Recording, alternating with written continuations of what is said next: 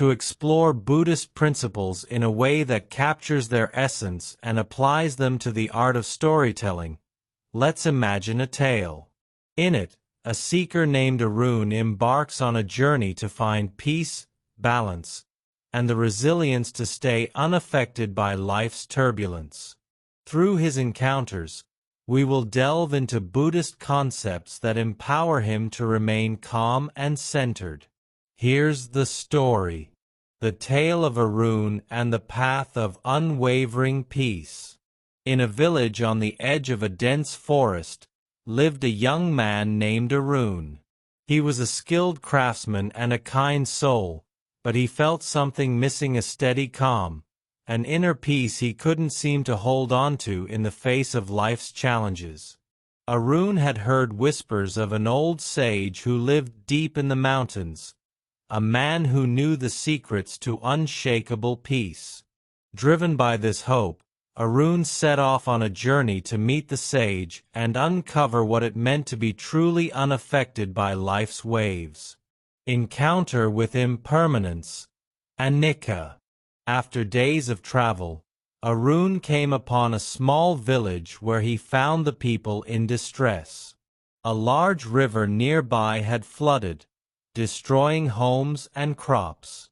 "How can this happen?" the villagers cried. "Our lives are ruined."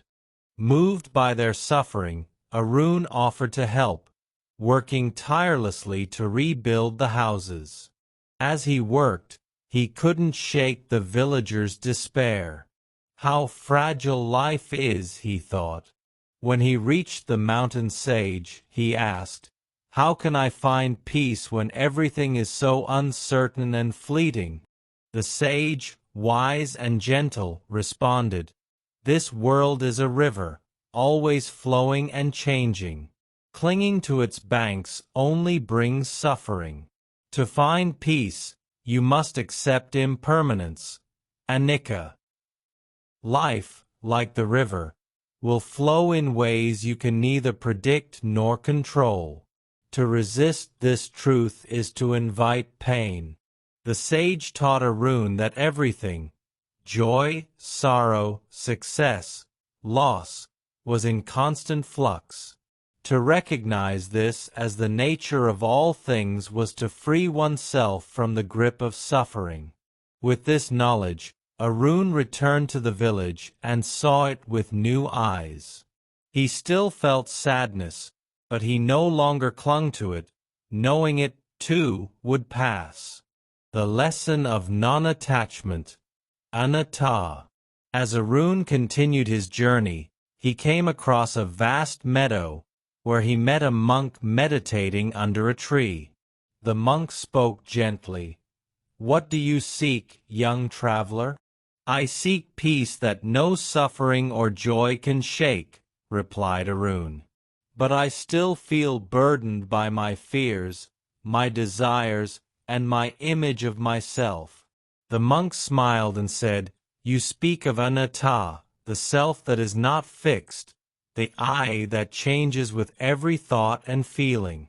Attachments to the self only deepen suffering."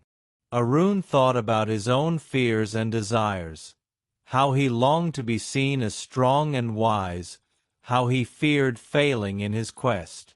The monk explained, "What you call you is but a collection of thoughts, feelings, and experiences constantly shifting like the wind. Holding tightly to these labels, the good and the bad, only fuels suffering." It took Arun some time to understand, but as he watched the monk meditate in silent contentment, he began to feel lighter. He realized that he was more than his fears and desires. He was part of the larger world, no more fixed than the passing clouds. Embracing compassion. Karuna. Arun traveled further into the forest and found himself in a village where people looked upon him with kindness. They invited him into their homes, fed him, and shared their stories. In one home, a woman grieved the loss of her child. Seeing her sorrow, Arun felt a deep empathy rise within him. He asked the sage, "How can I keep an open heart when compassion brings such pain?" The sage replied, "Compassion, karuna, is the desire to ease suffering. It connects you to others, allowing you to see their pain as your own. This path may bring pain, but it also brings peace." Arun realized that compassion was not about absorbing others' pain, but about sharing in their experience without losing oneself. He could feel deeply for others, offering them support and love, while maintaining his inner peace. The power of mindfulness, sati.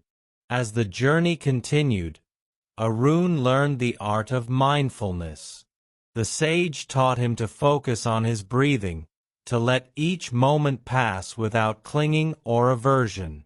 Life is a series of moments, the sage told him.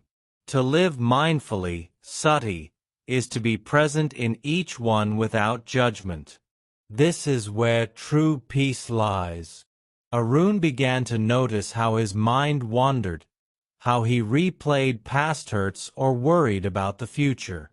But with practice, he learned to catch himself, to return to the present moment. He found a profound stillness there, a calm that was unshaken by his thoughts or feelings. Acceptance and letting go, upekkha. The sage shared one final lesson, the principle of upekkha, or equanimity. The world will present suffering and joy alike, the sage said. To reach peace, you must accept both without attachment. In the following months, Arun practiced these teachings. He let go of his need to control his fate, to cling to happiness, or resist sadness. He learned to accept life in all its forms, responding with a balanced mind. In time, Arun returned to his village. He was changed, moving through life with grace. He still felt joy and sadness, but he remained unshaken by them, understanding that they were simply parts of life's flow. Through Arun's journey, we can see the profound influence of Buddhist principles on finding resilience in the face of life's inevitable ebbs and flows. Embracing impermanence, releasing attachment, practicing compassion, living mindfully, and cultivating acceptance create a path to a peace that nothing in this world can disturb.